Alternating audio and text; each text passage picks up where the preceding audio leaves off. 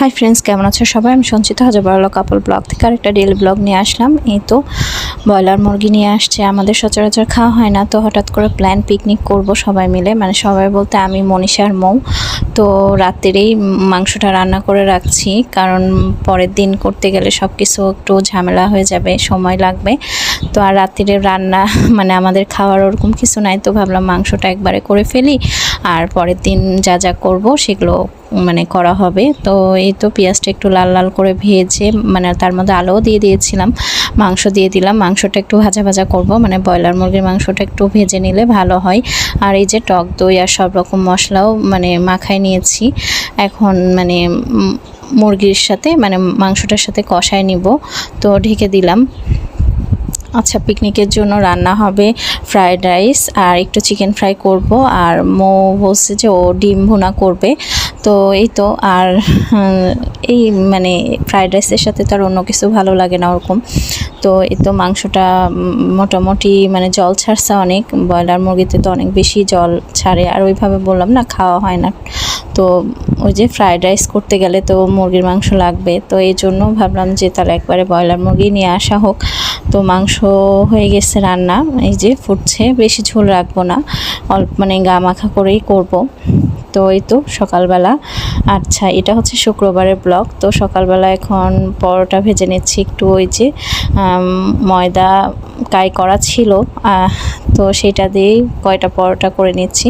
পরোটার ডিম ভাজি দিয়ে সকালে খাওয়া হবে। তো পরোটা ভাজা হয়ে গেছে, এখন ডিম ভাজি করে নিব। তো এই তো রান্নাবাড়ি চলছে, আর পাশাপাশি মানে ফ্রায়েড রাইসে যেগুলো রান্না হবে সে মানে যা যা লাগে সব জোগাড় করে নিয়েছি। তো ডিমও হয়ে গেছে, এখন খেয়ে নিব। তো বরমশের থালটা রেডি করেছি, আমারটাও রেডি করেছি, একসাথেই খাবো শুক্রবারে। তো এই তো রেডি ফ্রাইড রাইস মানে রান্নাবাড়ির জন্য। এই যে ভিনেগার নিয়েছি, সয়া সস, তারপরে চিকেন ফ্রাইয়ের জন্য একটু কর্নফ্লাওয়ার, তারপরে ওই যে গোলমরিচ গুঁড়া, তারপর বাটার, আর এইগুলো দিয়েই করা হবে। গাজর, তারপরে ক্যাপসিকাম, ডিম। আমার হচ্ছে মানে চিংড়ি মাছ নাই, তো মৌ বলছে ওর বাসা থেকে নিয়ে আসবে। আর মাছ হচ্ছে মায়ের জন্য, মানে উনি আবার হচ্ছে মুরগির মাংস খান না। তো ফ্রায়েড রাইসটা আগে ওনারটা তুলে রেখে তারপর আমরা মাংস দিব। তো এই তো ভাতটা অর্ধেক সিদ্ধ করা হয়ে গেছে, আর এক জায়গায় রাখা যায়নি, ওই জন্য 2 বাসনে রাখছি। আর এখন বাটার দিয়ে সব রকম মানে যে সবজিগুলো ওগুলো ভেজে নেব। আগে গাজর আর বরবটিটা মানে ভাজবো, কারণ গাজরটা তো একটু সিদ্ধ হতে সময় লাগবে।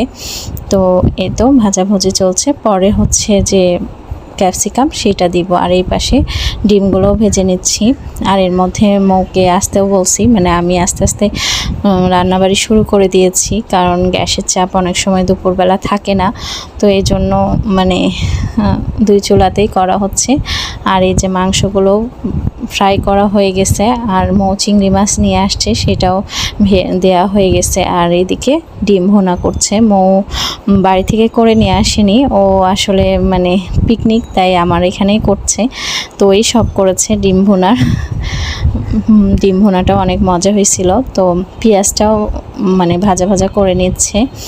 আর ব্লগটা একটু বড়, আমি ভাবছিলাম ছোট করব, তো আসলে মানে ওইভাবে কোনটা রেখে কোনটা দিব না, তো এই জন্য সব একটু বড় হয়ে গেছে। আর আপনাদের সাথে এখন একটু বেশি সময় ধরে গল্প করতেও মন চাই, ইচ্ছা হয়। তো এদিকে ফ্রায়েড রাইস হয়ে গেছে, আর এইদিকে যে চিকেন ফ্রাইগুলো ভাজা হচ্ছে, আর মৌ ডিমের ভুনা করছে। তো রান্না মোটামুটি শেষের দিকে। তো তারপর তো ওই যে গরম গরম খাওয়া, তো ডিমগুলো দিয়ে দিল। এখন মানে ডিমেরটাও হয়ে গেছে, এই যে সব রান্না শেষ। ডিমের ঝোলের কালারটা কিন্তু সুন্দর আসছে, খেতেও মজা হয়েছে। এদিকে ফ্রায়েড রাইস মানে আর চিকেন ফ্রাই যেটা, সেটা সবার জন্য একটা একটা করেই করা হয়েছে, অল্প করেই। আর এই যে বাচ্চারা তো মানে ওদের তো তাড়াতাড়ি খিদা পেয়ে যায়, তো ওদেরকে আগে খেতে দিয়েছি, তারপর তো আমাদের খাওয়া দাওয়া। তো ভিডিওটা এই পর্যন্ত, বাই বাই।